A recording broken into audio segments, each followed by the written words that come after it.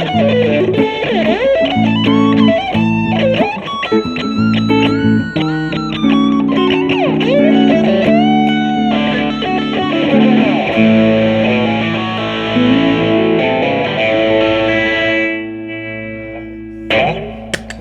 rocking out. He's a jazzer. Hey guys, how you doing?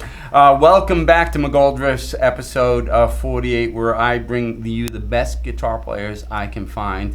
And we've done 48 episodes, and I don't know if we've met a better guitar player than Eduardo Mercuri, who's my guest in town. Drove all the way up from New York. We're shooting this on the 23rd of August, Wednesday. He's up in Boston at the Beehive on Thursday. And he's going to be doing a jazz festival, I think, this weekend up in Vermont. And I'm really happy to have him here. So let's start at the beginning. Welcome, man. Well, welcome. Thank you for coming here, man. Thank you for coming all the way to our little pleasure. town of Norfolk from Brooklyn. Like the big city. I think Brooklyn would be like the fourth or fifth largest city by itself. Wow. And I haven't been there in years, but I think it's really cool down there. A lot of music down there. Yeah. Eduardo has about 5 albums out there and a whole bunch of things. He's on iTunes. He's on Spotify as well. And I first saw him live. You don't even know this, man. I was at your senior recital. Oh, wow, that's awesome. I did come to that at Berklee College of Music. So, that's awesome. And I met Eduardo through a good friend of mine, Pam Stiebler, who used to be in my duo for many years, and she's from Brazil as well. So let's start from the beginning, man. Where were you born? In Curitiba, Brazil. That's in the south. It's the capital of the state of Paraná, which is the top state of the south of Brazil. Uh-huh. Yeah. And when did you start playing guitar? So I started, I think I was about like 10, 9 or 10. I'm not completely sure, but yeah, about 10. My dad was always really into arts and used to take me and my brother to concerts, to see the symphony orchestra, to see jazz concerts, to see rock concerts. And he had an amazing collection of LPs, the vinyls. And I grew up listening to all kinds of different music. And I always wanted to play the guitar, but then I had to take piano lessons before, because I don't know, somehow he thought piano was, he was right, I guess, because piano is a good... I agree with you, Dad, really. It's a great instrument to understand music. I used to teach guitar, and I used to teach guitar to young kids, and I always like to have a keyboard in front of me, because I'd say, see these black keys? See these white keys? You notice there's 2 and 3, and you notice how there's no black key right here? Yeah, exactly. And see, with the guitar, hard, guitar's a big grid. So you can't see, that's an E, that's an F, that's an E, that's an F sharp. But on keyboard, you can see it. Yeah, you see so the notes. So before 10, you were doing keyboard? Yeah, like around when I was 9, I think I started with keyboard, and after I was 10 or 11, I got a guitar. And because I wanted to play rock. I grew up, my dad, when I was about 10 years old, he gave me a box set with all the Led Zeppelin albums. Really? So yeah. So then I was. So what happened? Where'd you go wrong with going jazz? See, I'm a rock and roller. It was all Berklee. No, I'm just kidding. No. But so let me ask you this: was your father a player? No, he wasn't. He was just a lover. Really a lover, and he sang in choirs, and he was just really into music. But your mom? My mom also into music, but not as much as my dad. I think my dad was passionate about it, and that's how I got the bug, I think. Was he passionate about classical music? Also, yeah. I grew up listening to all kinds of stuff. My dad, he's a professor of sociology. So there's a lot of to do with culture and arts. Right, of course. So since the beginning, I was really exposed to a bunch of since B.B. King to Maria Callas to music of, I don't know, Beethoven, Beatles, a lot of Beatles, Hendrix, and So your Miles father, Davis. knowing your age, your father is ballpark my age, I bet. Late 60s? He's 72 72. Okay, so he's a few years older than me. 70. So he grew up in the rock and roll time. Exactly. So he's born in the early 50s, like Exactly. 10, 15 years old when the Beatles came over to North America. And that, I wonder how that, I'd love to talk to your father, how that hit South America. Because it hit the U.S. like a ton of bricks. It had a delay, but definitely it hit there and like influenced the whole music that was happening there too, I mean, my dad he is still crazy about the Beatles until nowadays, so yeah, definitely a big thing. We have a mutual friend, Pam Stiebler. Pam, if you're watching this, hello. Pam's a humongous Beatles fan, as was her father. So it's sort of interesting. So how many kids in your family? 2. Just you and... Yeah, me and another brother, and then I have a half-sister that is much later on. Okay. Yeah. And your brother, same age? He's 2 years older than me. He's 38 now. Now, did he play at all? Yes, we started together. He actually still plays music. And guitar? Yeah, guitar and sings. He's not his profession. He has some other jobs that he does. He's also a professor. Oh, really? Fine. Where did you go wrong, man? Yeah, exactly. I asked myself the same question. Yeah. So he still plays a little bit. Yeah, he does gigs and stuff. Are your parents still with us? Yes, both of them. So what do they think about where you are right now? Because I've watched your videos, man. You're off the charts. Oh, man. You're a different level human being here. What do they think of that? They understand they appreciate it, right? it. Because sometimes only guitar players understand it. It's like, holy moly. Watch this guy. No. They really appreciate what I do, especially after I came to the United States. I think they were, they're being parents. They were afraid of like my future monetarily wise. Of course. My father was an accountant. Yeah. I got a scholarship to Berkeley in the early 70s. That's when I went. And my father just patted me back on the back and said, good luck with that. Yeah. It's like, and that's a different subject. I don't want to go on that road because maybe they were right. Maybe if this is going down to Brazil, maybe you guys were right. Yeah. But you have an amazing son now who's unbelievable. So, so you're 10. You finally get a guitar. What was it? Man, it was a Brazilian brand called Dolphin. It was actually a super cool guitar. I didn't know, but it was heavy. It was really heavy. Nylon? It was like kind of an SG shape. Oh, so it was electric. Electric. I mean, I started with an acoustic, but I was listening to Zeppelin, man. I listen to you play right now. I hear George Benson. I don't hear Jimmy Page. Yeah, well, I'll show you some others too. Okay, yeah. But so then I started playing with like this guitar, and it was amazing. That guitar was awesome, and for the money that I paid, it was an incredible instrument.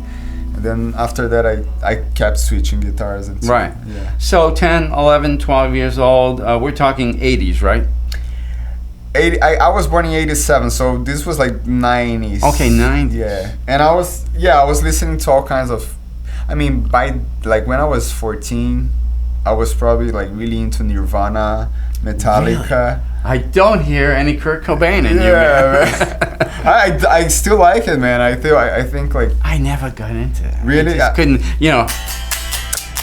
The beauty of it is more about the songwriting, for sure. Right. Like when you hear the songs and like the way things are put together, it's pretty solid. There's some like amazing Nirvana records for sure. And I love the drummer. The guy from the Foo Fighters.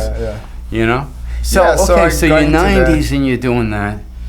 Okay, you start playing. Did you take lessons right off?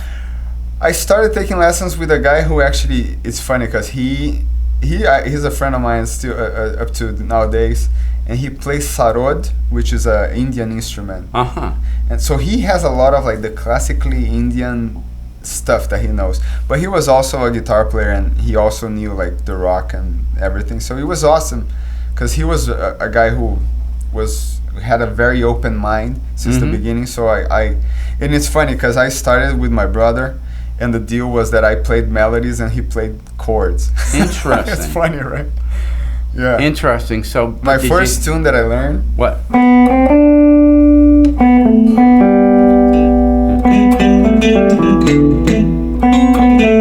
And my brother would play like dun, dun, dun. Yeah. So Yellow Submarine, right? Yeah. Beatles tune. Interesting. Yeah. You know, my first was Yellowbird. Yeah. And that was from a nun in 4th grade. So did you have books like 10, 11, 12? You got I got taking lessons with that guy for how long? For like, maybe like 2 years, I guess. Okay. Yeah, and then I started like learning from. We used to have like those little magazines with like chord charts. Oh right, sure. Yeah. You remember those? Yeah. So I used to buy those and like learn pop music from like Brazilian stuff, but like but a lot of like music that I would hear in the radio and stuff like that. Yeah. Just like reading the chord charts and like, hey, and then you find out like a chord that you've never seen and there's like a diagram of it and you learn, oh, okay, now, you know. There's a famous story of the Beatles, all 4 of them getting in a bus years ago because they heard a kid across town had a new chord. And they'd all get in and say, you know, an E minor 7 flat 5, you know. Yeah, exactly. A7 sharp 5. You that know, kind of it's stuff, for sure. So, what happened after that? Well, then like say you're 15 and you're playing in bands. I was playing rock bands with friends, and I got into like the hardcore. You know, like. What do you mean, like metal? Yeah, not like the hardcore things like Green Day. Okay. That kind of stuff. Yeah. You know, like pop punk rock, that kind of stuff. I got into that, but I got into that because all my friends were into it. Yeah. And I was but more the rock stuff. Yeah. Right. Yeah. And I was more into like, by that time I was getting into hard rock, like Van Halen, like Whitesnake, that Extreme, that kind of stuff. Right. Right. Not real metal, but kind of pre-metal, you know. I mean, I did a little, like the Metallica phase was a little before that, and I was into a little bit of metal too, but it was more like the hard rock. I was like really into like the guitar playing on those bands, like Van Halen, right? Right. I mean, when I heard him, again, I'm a lot older than you. When I heard him and I saw it, I'm like, I'm not going to try that. Yeah, exactly. I have no idea. To this day, I still don't know how to do it, and I don't want to. And, you know, it's incredible. So yeah, I was really into that kind of stuff until and then I started taking lessons with a guy who was really into this too. Into what? Into hard rock. And then that's when I learned like what are like 16th notes, triplets, that kind of stuff. And you have amazing picking technique. Yeah, and then that's where I learned like that kind of stuff. Yeah, look at that kid. That kind of like. That's the way to pick. Yeah.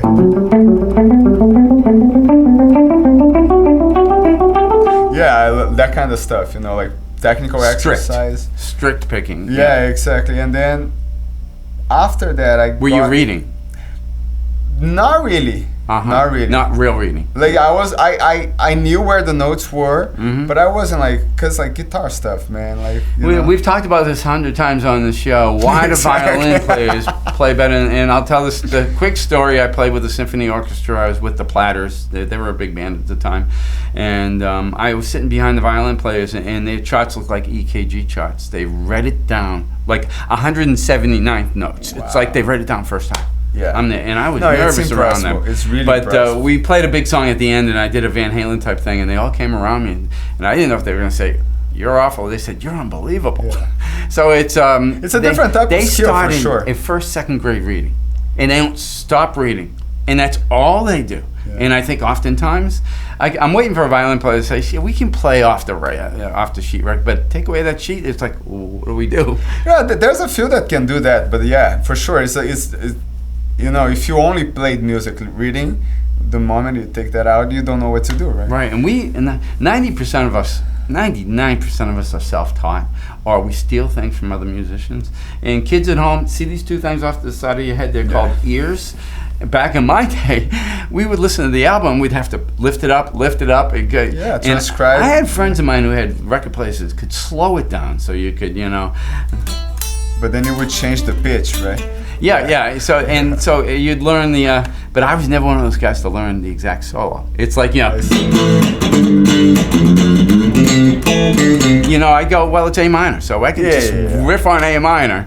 It's funny. I in the beginning, I was trying that. Like, I was trying to play the solos note by note. And a lot of guys But do that. I tried, but it was like I wasn't prepared to do it. It was hard. So like I got into the same thing. Like, oh, okay, I understand that I can play. I didn't know what was it, but I understood that like if I played those notes, I could make something out of this. Right. So it was mostly by ear too. But then, so this phase evolved until like I was 17, and then I got into a music education college. So I did. Let me interrupt you there for a second. Yes. I try not to interrupt, but think of the generation of jazz guitar players 3 generations before you, 50s and 60s. Yeah. They were pure jazz guitar players. And I listened to your first, the most recent album from last year, Brooklyn. Tales from Brooklyn. Volume 1. Volume Yes. 2 is coming out? Yeah, hopefully. Okay. It's, man, I said, this guy's, but they didn't. I think you're more well-rounded than the Barney Kessels and those guys from those days, the Joe Passes. Well, quite not. I don't know about that, but like, for sure, I had different influences. For sure, you know, Right. like coming because music evolved. Like back then, they didn't have a record from Zeppelin to here to check it out, right? So that kind of stuff changes the way you play for sure. Like I still love Led Zeppelin and Jimmy Page until now. You know, Yeah. I think it's awesome. I do too, and Yeah. it gets me going. So you were at 17. What happened then? Then I went To a music education college. to a college. Yeah, What I does went that to mean? college. I mean, it's a music ed undergrad. Okay, like Yeah. we are. My undergrad at Berkeley was music ed. Was music ed.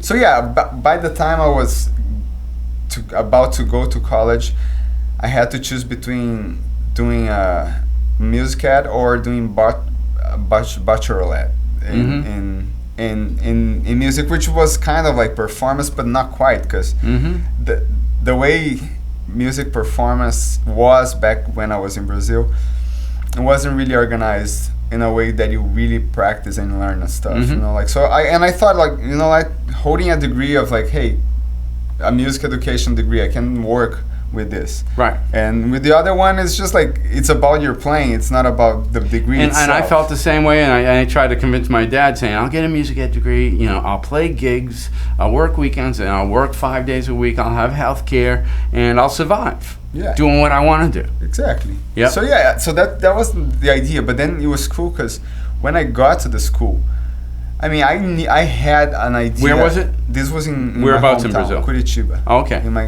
hometown, and I had an idea of Brazilian music because growing up in Brazil, you have to, right? You just Right. like it's part of the culture. You have an understanding of this. But I was a rocker. There was an audition piece for me to play to go to college, Which was what? and I played like "For the Love of God" by Steve Vai. Oh, really? I don't even know Like it. whammy bars and Yeah, all yeah. kinds of stuff, like tapping, harmonics, that Wow. kind of things. I was really into that. Wow. Like I would play like forehand tapping, that kind of stuff. Yeah. You know, like four fingers. Sorry, like you know. I don't. Do you, another subject? Do you know Bobby Stanton? He was on my last episode. I He's the think- most amazing with harmonics. He does Lenny Bro. Have you Oh, ever heard yeah, Lenny? yeah, He does yeah, a yeah. Lenny I saw that Bro one, stuff. yeah.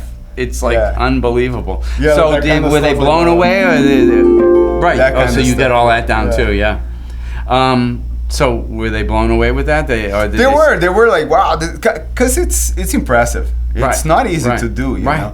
So it was cool, but in a way, it's kind of like music for guitar, Right. a little bit. You know, not saying that it's not good. It's great, but like, it's something that is very niche specific. Right. Like, people don't want to listen to this or don't care much. You know, I'm a guitar player and I can't get through a That song kind or of stuff. two. Satriani. I mean, who's yeah. that guy? Another guy with who's from Europe, who plays like Bach type stuff. Oh yeah, Malmsteen. Yeah, Mom's. I was crazy about to that, To dude. me, It was I great. can't see. It was a different generation and stuff. Yeah, you know? but it's- I mean, I'd like a Eric Clapton. Yeah. You know, something like with a statement rather than. But Yeah, I can admire but it. that guy was. It's like Usain Bolt running the 100-meter dash. You know, Exactly, It's unbelievable. But it's not. It kind of takes away from the point, right? I totally agree. But then, so in the college that I was, they Yeah. were playing a lot of choro music. What? Choro music, chorinho, like the. Like,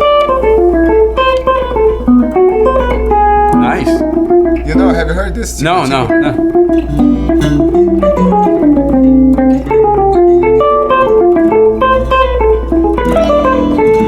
that kind of stuff. Yeah, you know? yeah. Very like tonal music, right? Yeah.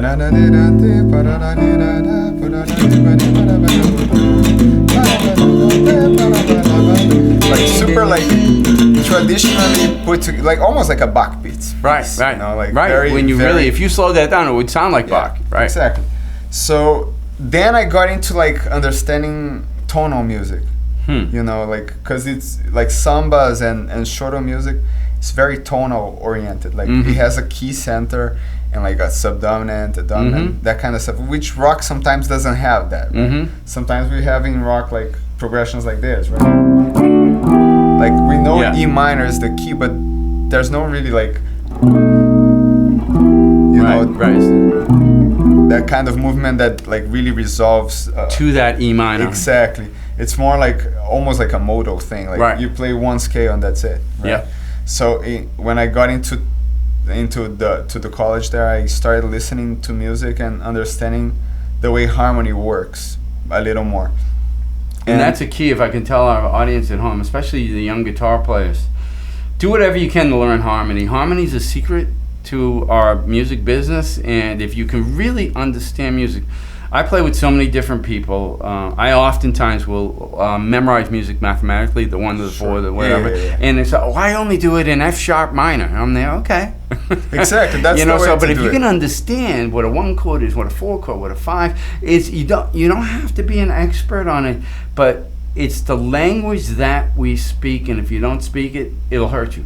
Exactly, and it's a thing about the ears too. Like you start like hearing those, right? And then it's easy. You hear the tune once, you go, oh, okay, I understand. You know, it's funny. I'm still buddies with my old ear training teacher from Berkeley, a guy by the name of Larry Bethune.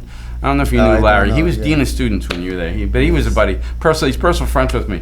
Nice. And I messaged him on Facebook the other day. I was like, yeah, Larry, I was going to a gig. I hadn't had time to learn the song. But I listened to it. I'm there, okay, it's 1 6 minor to 5 to 4, and then a 2 5 of the 4 of the key for the bridge. Got it. Exactly. Then you just ask, which key do you want to play that? Larry's like mid-70s. He said, you made my day. Because it's something he taught me that, you know, passed down to generations. Yeah.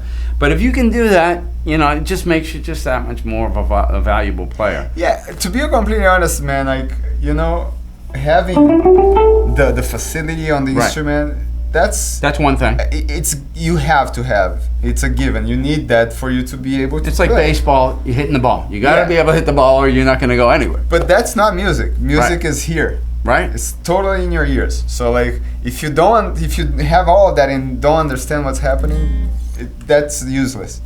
Almost, right? Like if you have like, okay, this is a 5 of 2, okay. It's like, you know, in a key of C major. And you hear this chord. You're like, okay, this prepares this chord. Right. Good. So if you can hear that, you can play that in any key and I'll understand that. You know, it's a relationship. It's mathematics. Exactly. Right? So let me ask you this: you're in that school. You're not doing any.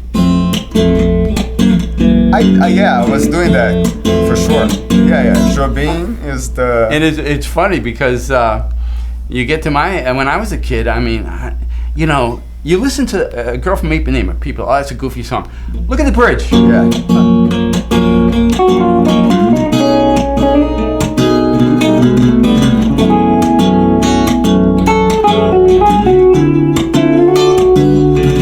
My fault. But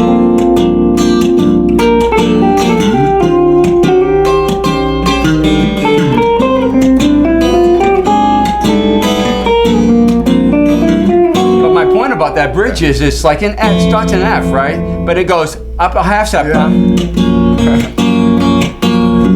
This is like one of those 4 dominant chord. Then it goes back to that G flat, but in a minor. Yeah.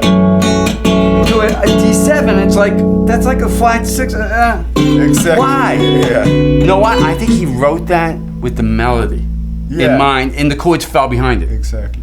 You know, so it's. This is a good tune for you to just boom. And they said, okay, da da da da da keep da going up. da da. Because you would never come up with those chords, I think, by yourself. Because you'd Exactly never go that. a G flat major 7 to a B7. Yeah. Why? It's amazing Who does how that? this tune is like the most famous Brazilian tune, and it's so advanced. Right, you know? right, and people don't realize it, but Yeah. I love his stuff. So, are you playing? You're a freshman, you're a sophomore there. Are you playing in bands? Yes, I'm playing like in pop bands, playing all kinds of repertoire. Like since like from like playing like Red Hot Chili Peppers type of stuff, and right. like Brazilian pop. In clubs and venues and stuff yeah, like that. exactly. And were you living at home? Were you? I at was school? living at home. Right, right. When Yeah. I went to Berkeley, I grew up in Boston. I didn't go to a dorm. I Cool, lived yeah, at home. exactly. You know, yeah, yeah. saved a lot of So, money back the then. same when I was back home, I was just living at home because why? Right. To spend some money on rent if I can live at home. Actually, if I don't do this now, I will forget. We've got a few videos here, and I want to introduce the first one here. And the first one is, I don't know how to pronounce this, Beijo Partido. Yes.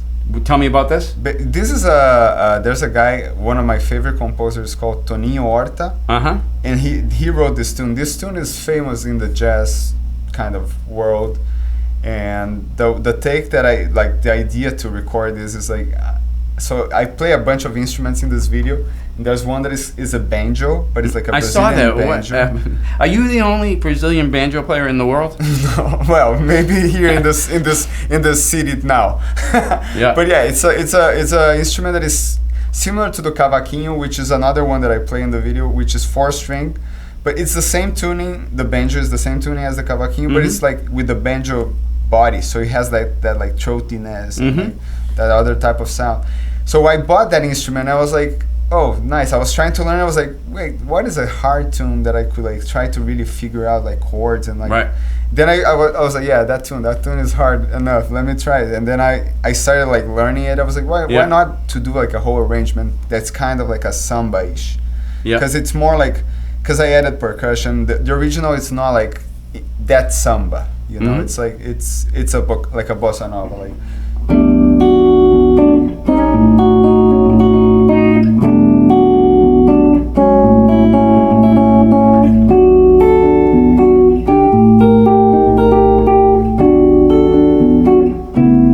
It's more like a little slower. And can you show do you have long fingernails? Yes. Oh, so you do that, right? Yeah.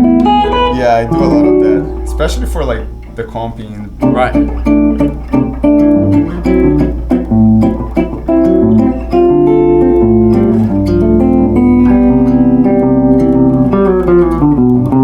And it's cool. I like having the pick together. Cool. I can play stuff like this. I've played gigs where like I don't play with the pick. Yeah. But like there's something about electric guitar and like the sound that you can get from the pick. Yeah. And the pressure and like the precision. Right. That is, I mean.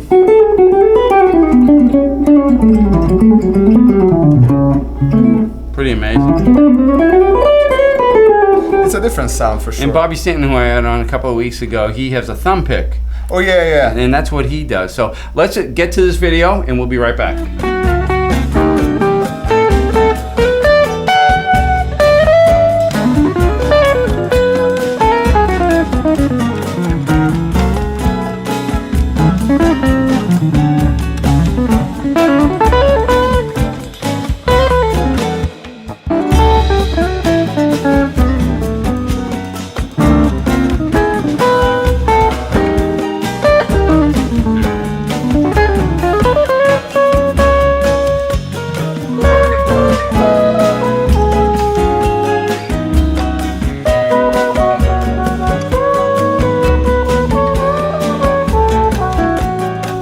Okay, we're back here again. I'm going to do the second video because I will forget. The second video I have is Fotografia Tom Jobim. Yes. Who's Tom Jobim?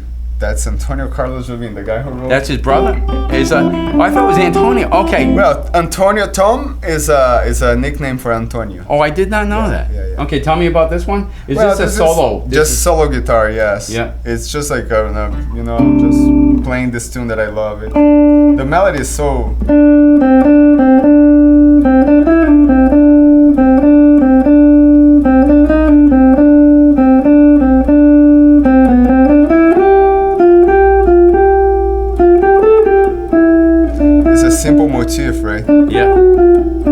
Great tone too. Listen to that tone.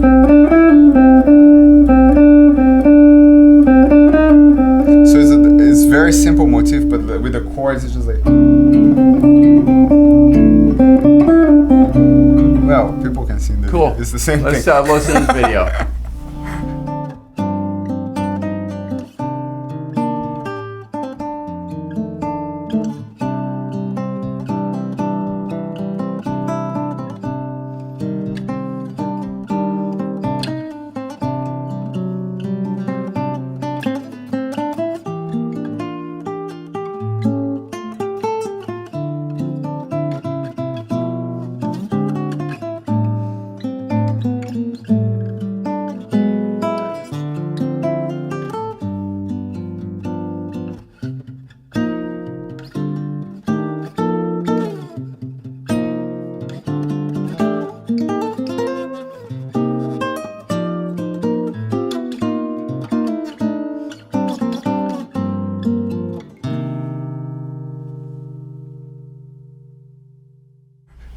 Okay, we are back. And by the way, do you know what your best videos are? Your best videos are the ones you do from Music Emporium. Oh yeah, those are unbelievable. Great, yeah. I don't know how they get that look. You kind of have that look in the video. You have nice dark in the background. But Music Emporium, I love that. I'm actually gonna go there tomorrow to shoot. You know, it's funny. I do think of. Do you ever see the movie Field of Dreams?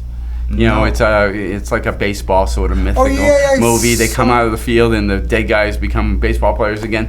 To me, I walk in the Music Emporium. It's like, the angels come out, and it's like I bought my last 3 Taylors there. I have 5 Taylors. Yeah, no, they're great. If you guys are on to like really high quality guitars, that's the place to shop. So bring me. Did you graduate from that music education school? Yes, I did finish that, and then I was gigging in Brazil, playing all kinds of different pop music and like jazz.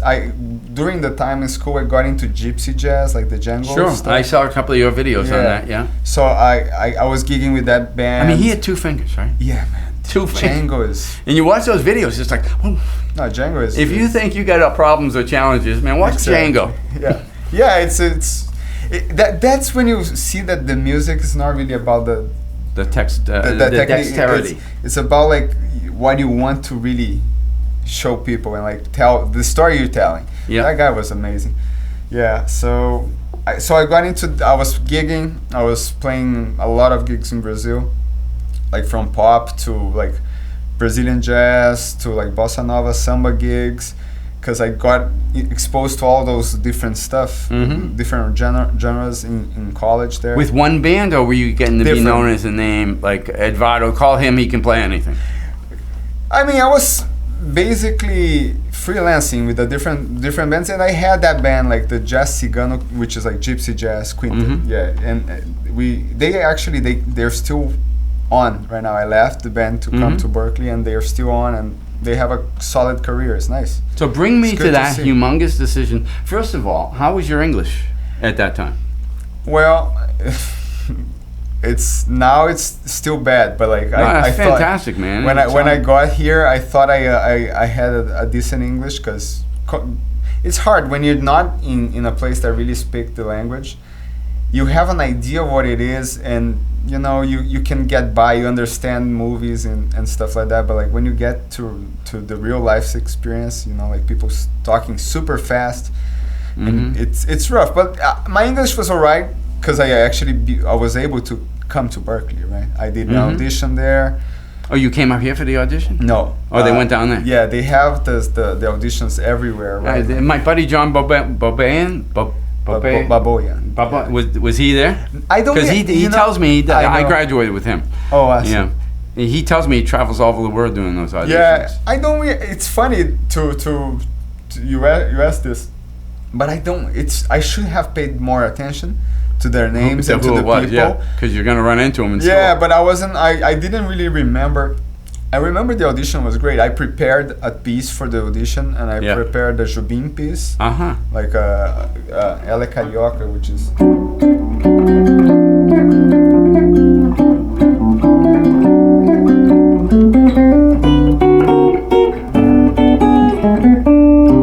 I don't remember how to play it anymore. But it was. I remember going to a studio and recording bass, and a friend of mine played drums, so I had like a backing track to play over during the audition. So yeah, I did a great audition. I got a good scholarship. Did they give you something to read to? Yes. Because I remember that was part of mine in the early 70s. That's the part that I kind of like. I probably didn't do really well. But that just gives them where to put you on ensembles. Exactly. Yeah. And I. The ear training part of the audition was really good. I remember the lady who was giving me the audition, she was playing piano. She was like, "Wow, really nice ears." Now, did they give you any credit since you already had a degree? No. Did you have to do 4 years at Berklee?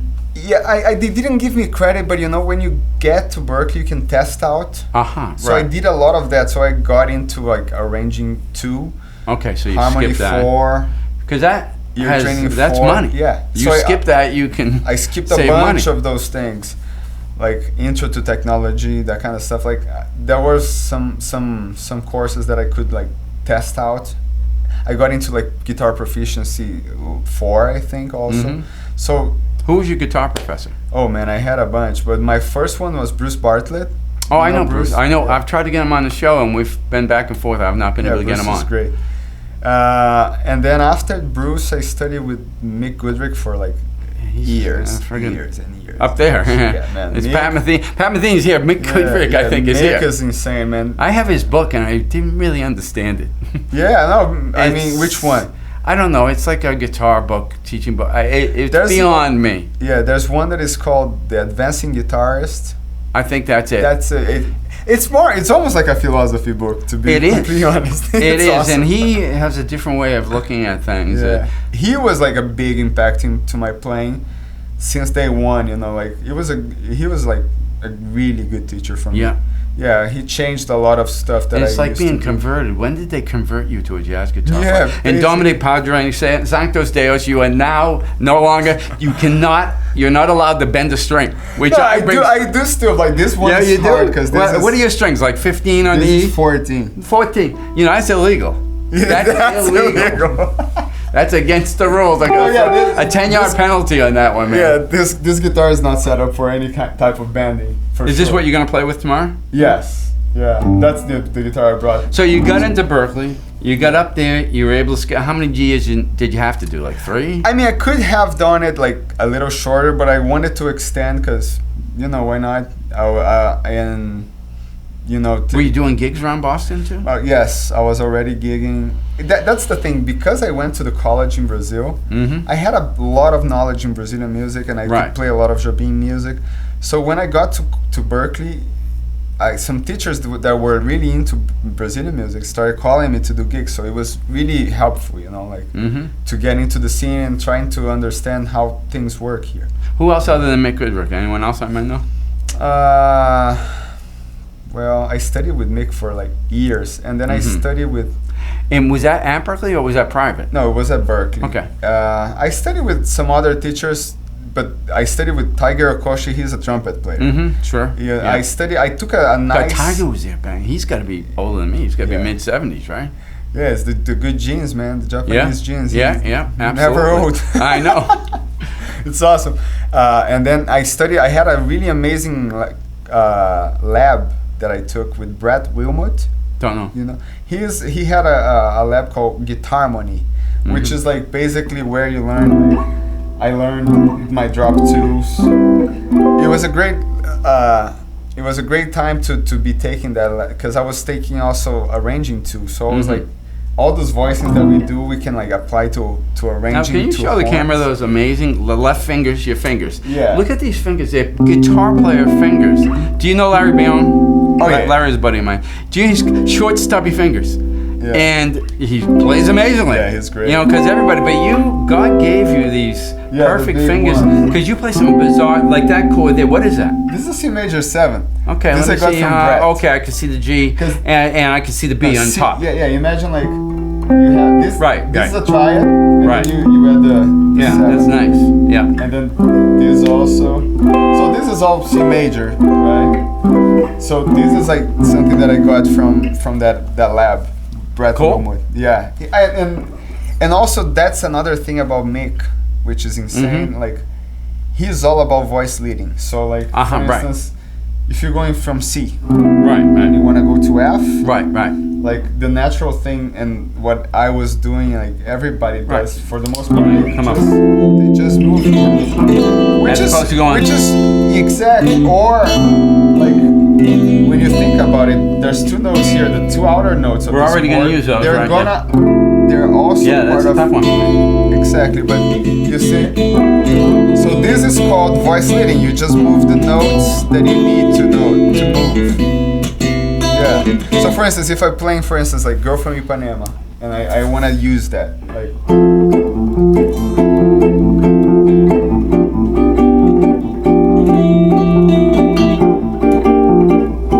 Nice.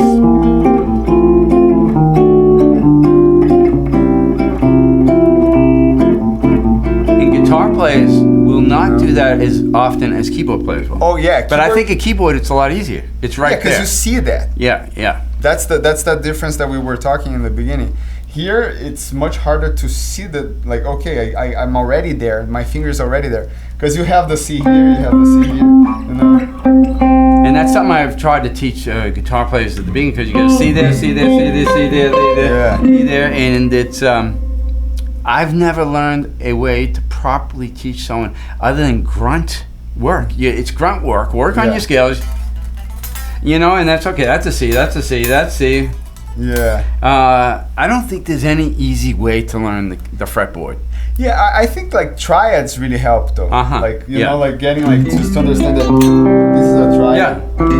This is the same triad. That kind of stuff, you know? So Yep.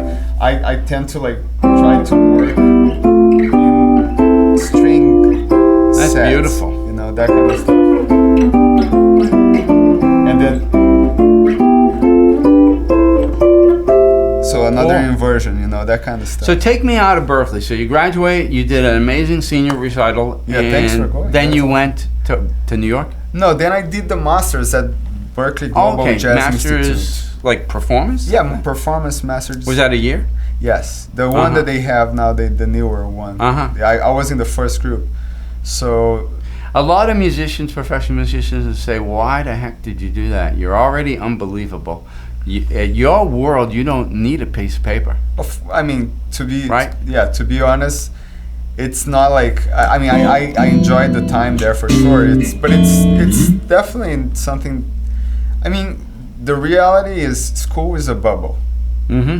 Right. You know, Right. You're in school, you're in a bubble. This is not. It's not the real world. It's cool because it especially Berkeley does a phenomenal job to prepare you to the real thing. But you know, since we're learning as we go, Mm-hmm. like going straight to the thing, going straight to gigging to the real world, I think that's where you really learn music. And Yeah. that's my experience even before Berkeley, because I was playing gigs back Right. in Brazil, and that's where you really learn. You know, it's interesting. Back in the 70s, it was 100% jazz. Wow. And my year and the year before me was the first year they let like rock and rollers. And I had long hair. I had hair out to here. I had a Marshall and a Les Paul. Wow. And I left Berkeley with short hair, a 335, and a Mesa Boogie. And I immediately went on the road with a show band, and I had to relearn how to play pop music because I become, you know, that jazz kind of guy.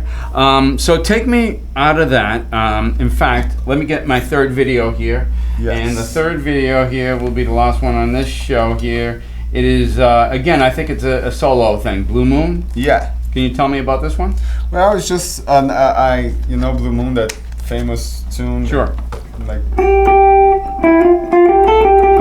and I was like, I like that tune, but I always like, oh, this is a little too like happy and things. So I came up with like a way to play the like an intro that has like a little more of like. I love that. If there's a lower part of your.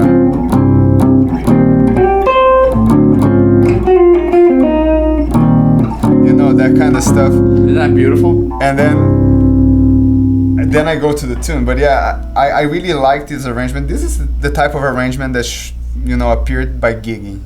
I had like a duo gig with a singer at one of the restaurants here in Boston actually for years. I remember that gig. It was in a Sunday gig in Beacon Hill, right? Yeah, exactly. I forget the name of the place, but I remember you guys, all the Brazilians were playing that particular gig. Yeah, exactly. And I was like working out arrangements for tunes that people sing, so I had to like come up with like introductions and stuff like that. Cool. So let's take a listen to this, Blue Moon.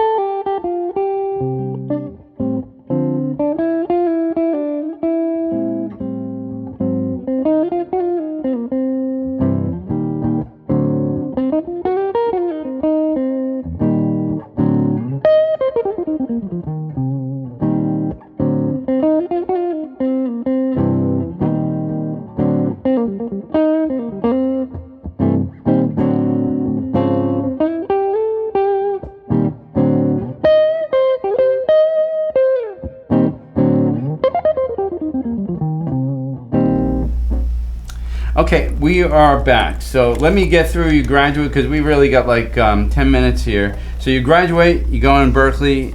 Around that time, I was with Pam Stiebler, and we were doing about 120, 130 gigs a year. Yeah. And we were doing pretty well. And then I hear her at a restaurant saying, oh, she's moving to New York. I'm there, what? And she moved to New York. Our good friend Vinny moved to New York. Yes. Marcella moved to New York. Cal moved to New York. And so you became buddies with this whole Brazilian gang, right? You didn't know them in Brazil because you're in different parts of the country. None of them. And were you close with them up here? Yeah. It was, my time at Berkeley was cool. That we had a great Brazilian community that was pretty tight. And it wasn't competitive. No, I mean, we were all doing different stuff also. It's interesting. Pam, I often asked her, I said, you're leading a band. Then you play with Marcella's band. Then you play with Kel's band. And she once told me, it's just like we throw up against the wall. If one of us gets a record contract, we're all going. Exactly, yeah. It's and they, you know, like Vinny and Pam, for instance, they still work a lot together. Right. I played a gig with Pam the other day, so like know, it's right. And Pam's husband is a bass player. Yeah. And he's prolific. He's also Brazilian. And he's got a lot of things going on. So did that lead you to go to New York? Because all those guys moved down there. A little bit, you know, like I felt during the time that I was here at Boston after graduating Berkeley, I felt like I was doing the same gigs for way too long. Yeah. You know, I was like, whoa, I'm doing the same, and I wanted to have more like challenges and more, you know, more experience. And then I moved to New York, and man, it was great. A great decision to do, because the level is just really high. It's like everybody there is like really good. Like it's a giver. It's a given that the player is going to be a good player. You know? It's interesting. If you can make it there, you can make it anywhere, or is what they say. It's years ago, people would Boston history and music. It was really the early '80s when the Cars and Jake Giles and a bunch of bands, Boston made it. So Boston was the hot scene. In the early '90s, Seattle was the hot scene. But what I've seen with Berkeley students right now is they graduate here, they move to LA, Nashville, and New York. Exactly. And they don't stay here, and that's because the industry isn't here. If you were biotech is the industry here. Music is the industry of and when I think of it, New York is jazz, you know, Nashville country, pop, and LA. So that's exactly what it how is. Are you doing? Let's go into right now, because we don't have that much time here. You've established yourself in New York. You're a name now down there? Well, trying to. Right. Yeah, it's not like... It's a battle? Yeah, it's a battle. And man, I'm like competing with like the top players in the genre. But you've become Eduardo. Your style is yours. You're not trying to be anybody. Exactly, and you're not trying to be a hired hand either. It doesn't seem like, right? You know what I mean by a hired hand? It's like, you know, some rock band needs a guitar player, and you're an artist by yourself right now. Yeah, by your name. Exactly. I'm trying to create that signature sound. Right. That thing that is, oh, this is me, you know? You're not trying to be anyone else from what I can hear.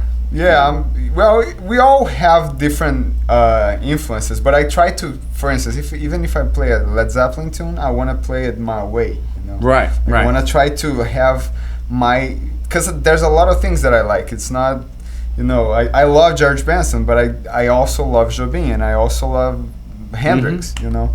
So I try to find like a sweet spot that I can present myself, having all kinds of influences. And listening to this album, I don't hear you trying to be New York Brazilian jazz. I hear you trying That's to true, be. yeah. I don't think you're. Although a couple of those songs definitely have that Jobim sound. No, they have.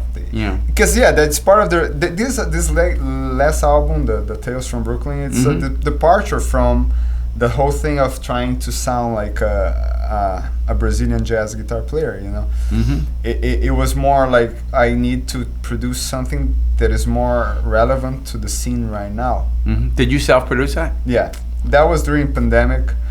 I did most of the recordings were at my apartment, like only like the drums not, but like I think all the rest of it that I recorded, because I played keyboards and some bass and all the guitars were all at home.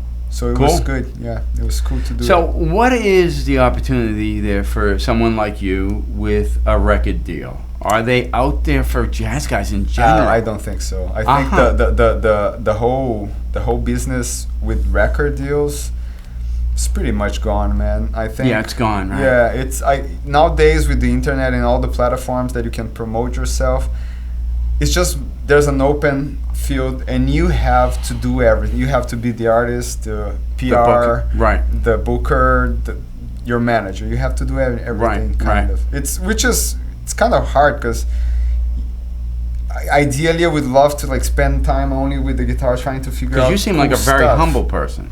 Well, you have a hard time tooting your own horn, which you should be. You're an unbelievable guitar player. Oh wow! You know. Thanks, man. And it's tough, and I you know, it's tough, and it's easier than it was 100 in the 80s. If you didn't get a record contract, no one's going to hear you. Exactly. That's all it really yeah, was. So now today, easier. if you can get, I'm told the number, if you can get 10,000 people listening to you and watching you and listening to Spotify, you can make a living, along with gigs. I see. Yeah. And that's what I think booking places are looking for. These guys get 10,000 people following. Nowadays, the whole following thing, which, man, I don't like that. I think it's absurd. Right, you know, right. Like, you know, I had a quickie. Whatever. We only have a few minutes left. I had a place recently ask me, they wanted to book us, and it's like, tell me about your following. It's like, I'm doing about 140 gigs this year, and we have people all over the place. I have a great mailing list. You know, a few hundred people follow me. And I said, you know what? Bruce Springsteen has a following, but he costs more than me. You know, it's like trying to say, you know, I do like 5 of these a week. Yeah, man. It's like tomorrow night. Did they ask you how many people you can bring? No. I mean, it's a Thursday night, which is a big night in Boston. It's a good night, yeah. So you will get people who come there to come to the Beehive, not to see Eduardo, or will you get somebody to see? I'll get some people to see me because I lived in the city and I have a lot of friends who are like, hey, I want to see you. Like, and I used to play the Beehive a lot. Yep. So that helps. And so what else is going on today? So you're going up to Vermont. Tell me about that gig. Yes, I'm going to the Stowe Jazz Festival. And when is that? Saturday? That's Friday and Saturday. Okay. Yeah, and that's you're playing with awesome. I'm playing with a group from New York, actually, a drummer, a singer from New York. So is it under your name? Yes, it's my trio. Yes. Cool. And I played last year there also as a duo, me and my percussionist. And this festival is awesome, man. You would love it because it's like. In what time? It's what time? In what town? Oh, Stowe. Stowe. That's beautiful up there. Yeah, it's amazing. If you get a shot, and I have another life. I'm a pilot, and in Stowe you can get a glider ride for like a couple $100 and go around the mountains with no engine. You know. Oh, glide! I see. Actually, you know what? I drove. I was inside of a glider once, and the guy like let me. Pilot a little bit, yeah. But that's great. So we got to wrap up here. So let's jam on something here from your album here. Sure.